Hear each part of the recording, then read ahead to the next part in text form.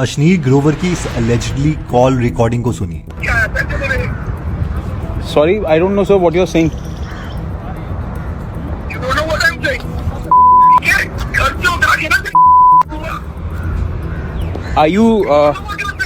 Are you drunk, sir, by any chance? यहाँ पर Kotak Mahindra bank के एक एम्प्लॉय को गालियां दी जा रही हैं और इवन उनका एनकाउंटर करवाने की धमकियां दी जा रही हैं।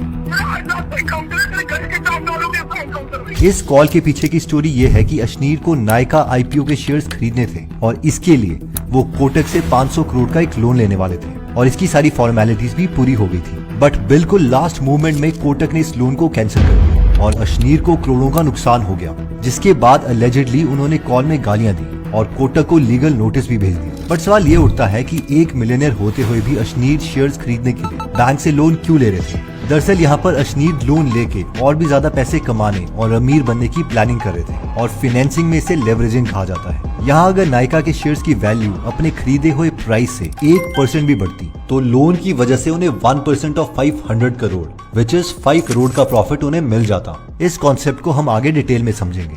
अब हम में से कई लोग ये सोचते होंगे कि लोन लेना तो एक बैड आइडिया है और भला लोन लेके कोई पैसे कैसे कमा सकता है। बट हम ऐसा इसलिए बोल रहे हैं क्योंकि हम में से ज्यादातर लोग ये नहीं जानते कि दुनिया के रिचेस्ट लोग अमीर बनने के लिए सबसे ज्यादा लोन्स का ही इस्तेमाल करते हैं। बट हमारे लिए ये भी जानना जरूरी है कि ज्यादातर इंडियन लोन्स लेने से डरते क्यों हैं और क्या रीजन है कि मिडिल क्लास लोग लोन्स को नेगेटिवली देखते हैं। इसे समझने के लिए इस डेटा को देखिए। यहाँ पर पर्सनल लोन सबसे ज्यादा पॉपुलर है और इसके साथ ही आज मैक्सिमम इंडियंस कार लोन्स और क्रेडिट कार्ड लोन्स भी ले रहे हैं और ये सारे लोन्स बैड डेट की कैटेगरी में आते हैं, जिसका मतलब है कि हम ये लोन्स लेके लायबिलिटीज खरीद रहे हैं जिसके बदले हमारी कोई इनकम जनरेट होती ही नहीं। उल्टा इसके लिए हमें हमारी जेब से एडिशनल पैसे खर्च करने पड़ते हैं। फॉर एग्जाम्पल, एक रिसेंट सर्वे के अकॉर्डिंग आज हर 5 में से 1 इंडियन अपने ट्रेवल के बिल्स पे करने के लिए पर्सनल लोन ले रहे हैं और 10% इंडियंस तो अपने ईएमआई और क्रेडिट कार्ड्स के ड्यूज भरने के लिए लोन ले रहे हैं। वहीं दूसरी तरफ अमीर लोग लोन्स लेके अपने लिए कोई बंगलो या कार नहीं खरीदते, बल्कि इस लोन से वो एसेट्स खरीदते हैं जिससे वो और ज्यादा अमीर बन पाए।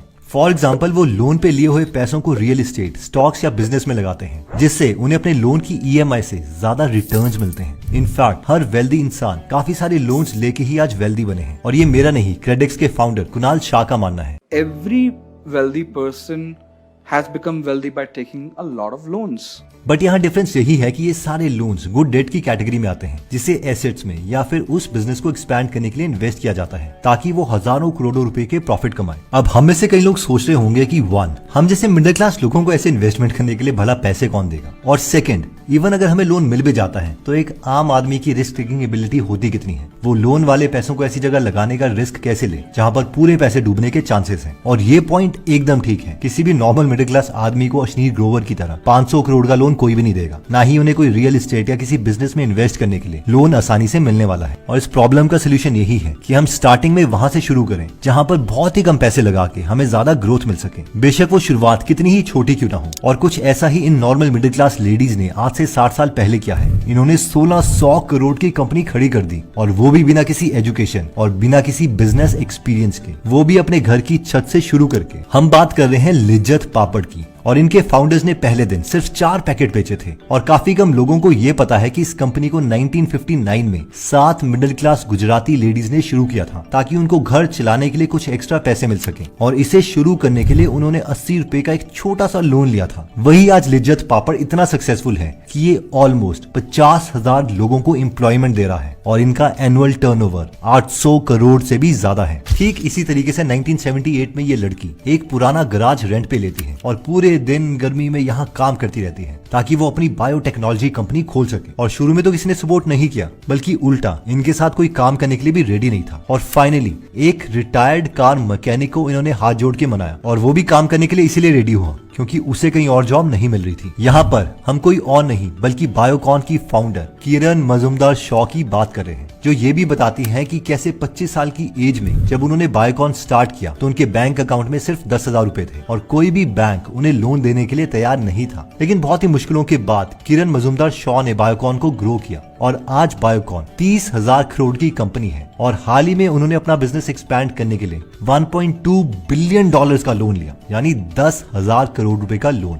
और ठीक इसी तरीके से जब हम अपना बिजनेस इस्टेब्लिश करके अच्छी खासी वेल्थ क्रिएट कर लेते हैं तो हम लोन्स लेके ज्यादा से ज्यादा पैसे बना सकते हैं, जिसे फाइनेंशियल लेवरेजिंग कहा जाता है। फाइनेंशियल लेवरेज को हम आसान भाषा में एक एग्जांपल से समझते हैं। मान लीजिए कि आपके पास 2 लाख रुपए हैं और आपको किसी बिजनेस में 20% की ग्रोथ अपॉर्चुनिटी दिखाई दे रही है। अब अगर हम 2 लाख रुपए इस बिजनेस में लगाते हैं तो इसका 20% हुआ 40,000 रुपए और इतना हमें रिटर्न मिलेगा। बट वहीं पर अगर हम 8% का इंटरेस्ट रेट पर 18 लाख रुपए का एक लोन लेते हैं और इसमें अपने 2 लाख ऐड करके इसी सेम बिजनेस में इन्वेस्ट करते हैं तो हमें 20% ऑफ 20 लाख यानी 4 लाख रुपए का रिटर्न मिलेगा। और इस 18 लाख के लोन पर हमें 1,44,000 का इंटरेस्ट पे करना पड़ेगा। यही इंटरेस्ट पे करने के बाद भी हमें 2.5 लाख रुपए का एक्स्ट्रा प्रॉफिट हो रहा है और इसी को फाइनेंशियल लेवरेजिंग कहा जाता है। बेसिकली इसमें हमने अपने कैपिटल को मैक्सिमाइज करने के लिए लोन का इस्तेमाल किया है ताकि हम एक बड़ा अमाउंट इन्वेस्ट कर सकें और इस पर हमें ज्यादा से ज्यादा रिटर्न मिले। लेकिन इसमें रिस्क भी बहुत ज्यादा है। अब हम 4 ऐसे तरीके देखते हैं जिससे अमीर लोग पैसों को लेवरेज करके और भी ज्यादा अमीर बनते हैं।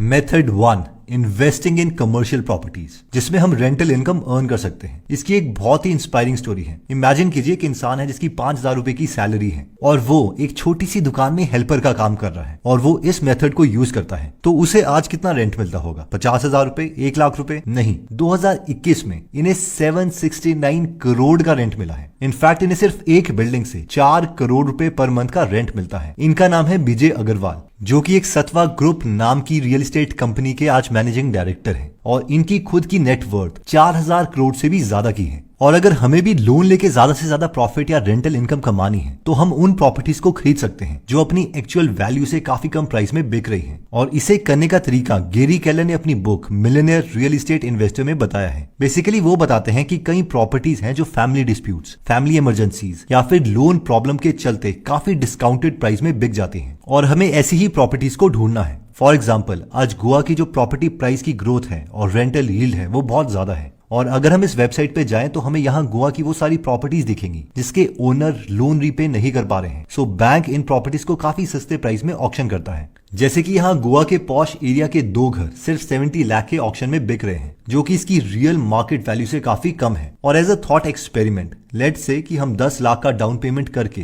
70 लाख रुपए का एक लोन लेते हैं और इस प्रॉपर्टी को खरीद लेते हैं, रेनोवेट करते हैं, तो इसकी वैल्यू एटलीस्ट 20 से 30 लाख ज्यादा की तो हो जाएगी और हम इसे हर महीने अपनी लोन की ईएमआई से भी ज्यादा रेंटल इनकम अर्न कर सकते हैं। और इसके साथ ही अगर घर का प्राइस 5 या 6 साल में बढ़ जाता है या डबल के आसपास हो जाता है तो ये लोन एक गुड डेट कहलाएगा, ना कि बैड डेट। गैरी केलर ने अपनी इस बुक में और भी बहुत ज्यादा एग्जाम्पल दिए हैं जो कि आप गीगल एप्लीकेशन में जाके सुन सकते हैं। गीगल ऐप में 200 से ज्यादा बुक समरीज फ्री में अवेलेबल है जिन्हें आप पढ़ भी सकते हैं और सुन भी सकते हैं और हर हफ्ते हम इसमें एक फ्री बुक समरी ऐड करते रहते हैं। तो अगर आप इस ऐप में इंटरेस्टेड हैं तो इसका लिंक मैं डिस्क्रिप्शन और फर्स्ट कमेंट में दे दूंगा। एनीवेज, देखिए, रियल एस्टेट में अपॉर्चुनिटीज इतनी ज्यादा है कि इवन बिलियनर्स भी लोन लेके रियल एस्टेट इन्वेस्टिंग से पैसा कमाते हैं। जैसे कि लॉन मस्क ने पिछले कुछ साल में कैलिफोर्निया में 7 प्रॉपर्टीज खरीदी जिसके लिए उन्होंने बैंक से लोन लिया और हाल ही में उन्होंने इन सभी प्रॉपर्टीज को सेल कर दिया जिसमें उन्हें $25 मिलियन का प्रॉफिट हुआ। बट इस प्रोसेस को फॉलो करने के लिए एक कंडीशन हमेशा ट्रू होनी चाहिए कि हम वो प्रॉपर्टीज खरीद पाएं जिनकी रेंटल इनकम और मार्केट वैल्यू की ग्रोथ रेट हमारी ईएमआई की इंटरेस्ट रेट से ज्यादा हो। और दूसरी इंपॉर्टेंट बात, अगर शुरू में हमारी रेंटल इनकम मंथली ईएमआई से कम भी होती है तो भी हमारी इतनी कैपेबिलिटी होनी चाहिए कि हम इस सिचुएशन को मैनेज कर पाए। Method 2, investing. इसमें आइडिया यह है कि हम लोन लेके किसी हाई ग्रोथ पोटेंशियल वाले स्टॉक में इन्वेस्ट करें जिसमें हमें ज्यादा से ज्यादा प्रॉफिट मिल सके। और जैसा कि मैंने वीडियो की शुरू में बताया था कि अश्नीर ग्रोवर भी इसी रीजन से लोन लेकर नायका के आईपीओ में इन्वेस्ट करना चाहते थे। इनफैक्ट अश्नीर अपनी बुक दोगलापन में बताते हैं कि उन्होंने लेवरेजिंग का इस्तेमाल किया और बैंक से 95 करोड़ का लोन लिया और इस लोन के पैसों को अश्नीर ने जोमेटो के आईपीओ में इन्वेस्ट किया। और हम में से ज्यादा लोग शायद बिलीव नहीं करेंगे कि ये इन्वेस्टमेंट इतनी सक्सेसफुल हुई कि अश्नीर ने सिर्फ 8 मिनट में 2.25 करोड़ रुपए कमा लिए और वो भी लोन का इंटरेस्ट पे करने के बाद। और शायद कॉल रिकॉर्डिंग में अश्नीर का इतना गुस्सा होने की वजह भी यही है कि नायका आईपीओ के शेयर्स ऑलमोस्ट 80% गेन के साथ लिस्ट हुए थे और अगर उन्हें टाइम में लोन मिल जाता तो उनके पैसे ऑलमोस्ट डबल हो जाते। बट लोन लेके इन्वेस्टिंग करने में जितना ज्यादा प्रॉफिट है इसमें रिस्क भी उतना ज्यादा है। ऑल्सो जहां अश्नीर जैसे इन्वेस्टर्स के पास मिलियंस ऑफ डॉलर्स की वेल्थ है, वहीं दूसरी तरफ हम जैसे मिडिल क्लास इन्वेस्टर अगर थोड़ी बहुत वेल्थ इकट्ठा कर भी लेते हैं तो भी हम लोन लेके स्टॉक मार्केट जैसी रिस्की जगह में इन्वेस्ट नहीं कर सकते क्योंकि हम में से ज्यादातर लोगों को नॉलेज भी कम है और साथ में चांसेस भी यही है कि इससे हमारे सारे पैसे डूब जाएंगे।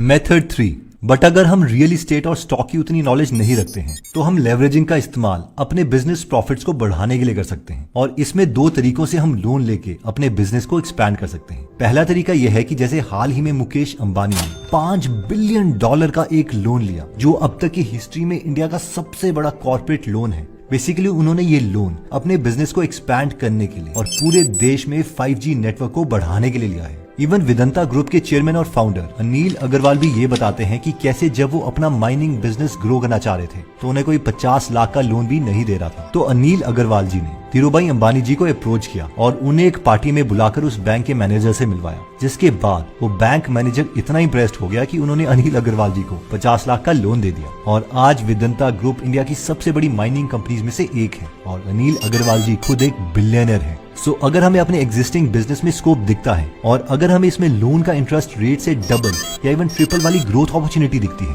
तो हम भी लोन लेके अपने बिजनेस को एक्सपैंड कर सकते हैं। आइए इस पे एक थॉट एक्सपेरिमेंट करते हैं। अगर हमारा एक रेस्टोरेंट का बिजनेस है जिसकी ग्रोथ बहुत ही अच्छी है, इतनी अच्छी कि इवन किसी दूसरे टाउन या एरिया में भी हमारे लिए डबल ग्रोथ अपॉर्चुनिटी है, तो सिर्फ ऐसी सिचुएशन में हम अपना लोन लेके उस पर्टिकुलर टाउन या एरिया में अपने रेस्टोरेंट की एक और ब्रांच खोल सकते हैं ताकि हमें इस ग्रोथ अपॉर्चुनिटी का ज्यादा से ज्यादा फायदा मिले। सेकंड, एक बार अगर हमारा एक पर्टिकुलर बिजनेस वेल इस्टेब्लिश्ड और सक्सेसफुल हो जाता है तो हम लोन लेके किसी दूसरे बिजनेस में भी पैसे इन्वेस्ट कर सकते हैं या फिर उन्हें पूरी तरह से बाय आउट भी कर सकते हैं। इस प्रोसेस को लेवरेज्ड बाय आउट कहा जाता है। कई बिलियनियर्स इसे यूज करके दूसरे प्रॉफिटेबल कंपनीज को एक्वायर करते हैं। फॉर एग्जाम्पल, गौतम अदानी को जब सीमेंट इंडस्ट्री में ग्रोथ दिखी तो उन्होंने खुद का बिजनेस नहीं खोला, बल्कि उन्होंने ACC और अंबुजा सीमेंट को एक्वायर करने का प्लान बनाया और इसके लिए उन्होंने 32,000 करोड़ का लोन लिया। अब स्मॉल बिजनेस ओनर्स तो उतना बड़ा लोन नहीं ले सकते, बट इस मेथड को समझ सकते हैं और शायद कभी सही टाइम आने पर छोटे स्केल में हम इस आइडिया को इम्प्लीमेंट कर पाए। मेथड 4, लास्टली, अमीर लोग लोन का इस्तेमाल सिर्फ पैसे बनाने के लिए नहीं बल्कि टैक्सेस बचाने के लिए भी करते हैं। फॉर एग्जाम्पल, दुनिया के सबसे रिचेस्ट लोगों में से एक इलॉन मस्क ऑलमोस्ट ना के बराबर टैक्सेस भरते थे। इसलिए इलॉन मस्क अपने कंपनी से कोई सैलरी नहीं लेते, बल्कि इसके बदले वो अपनी कंपनीज के स्टॉक्स को ही एज अ पेमेंट एक्सेप्ट करते हैं, जिसकी ऑन पेपर वैल्यू हर साल $बिलियन है। बट क्योंकि वो इन स्टॉक्स को बेचते नहीं है, इसलिए गवर्नमेंट इसे इनकम नहीं मानती और इसलिए इन्हें इस इनकम पर कोई टैक्स नहीं देना पड़ता। इसे बेचने के बजाय वो बैंक के पास जाते हैं और उन्हें कहते हैं कि मुझे मेरे स्टॉक्स के बदले कम इंटरेस्ट वाला एक लोन दे दो ताकि मैं अपने खर्चे चला सकूं। और क्योंकि उनके शेयर की वैल्यू 20 से 30% हर साल इंक्रीज होती है तो वो बार बार अपने लोन को रीफाइनेंस करते हैं। सो बेसिकली वो एंड में ऑलमोस्ट 0 टैक्स पे करते हैं। ऊपर से ऐसे लोन पर कोई टैक्स भी नहीं लगता और अगर हम किसी कंपनी को ओन करते हैं तो हम भी ऐसे लोन लेके अपने टैक्सेस मिनिमाइज कर सकते हैं और इसे और भी कई एसेट्स खरीद सकते हैं। इन कंक्लूजन, इस वीडियो में हमने ये समझने की कोशिश की कि कैसे दुनिया के सबसे रिचेस्ट लोग